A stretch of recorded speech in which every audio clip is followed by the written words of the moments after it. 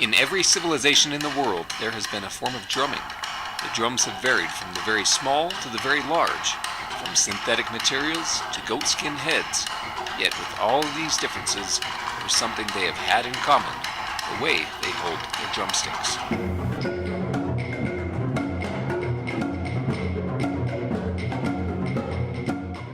Even this guy held them the same.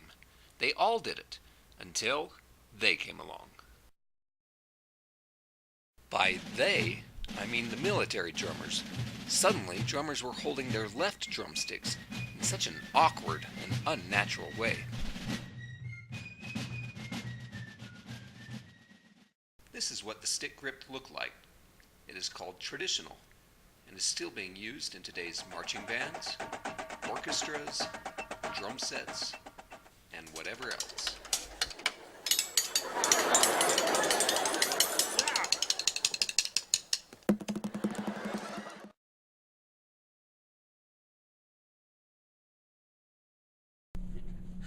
When I was in elementary school, my best friend took drum lessons. And he had me come over to his house one day and show me how good he was at the drums. And he was pretty good, but I saw him holding his hand like that really weird. And I asked him why he did that. And he said so he could get that roll. So when he hits the drumstick to the head, it would do that brrrr. And you couldn't do that if you had a fast grip on the thing.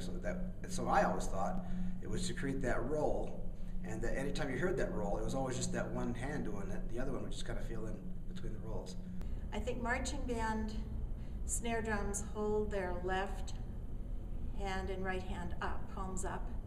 And I think that goes back to the drum and fife days of fife and drum, when you hear that rapid staccato, and maybe it's not so much the boom boom boom of modern drumming, but it's more that rapid staccato that was familiar with marching bands from Civil War days all the way up through John Philip Sousa and up to high school bands today.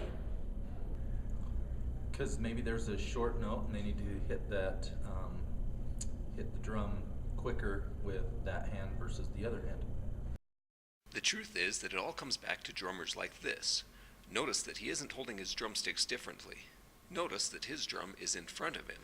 After marching for miles and miles, they got tired of that drum banging into their knees.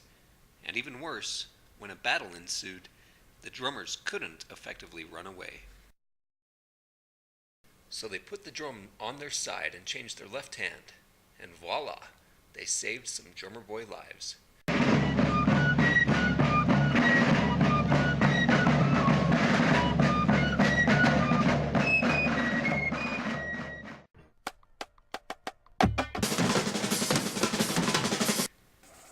This grip has continued in today's drumming world because of its visual element.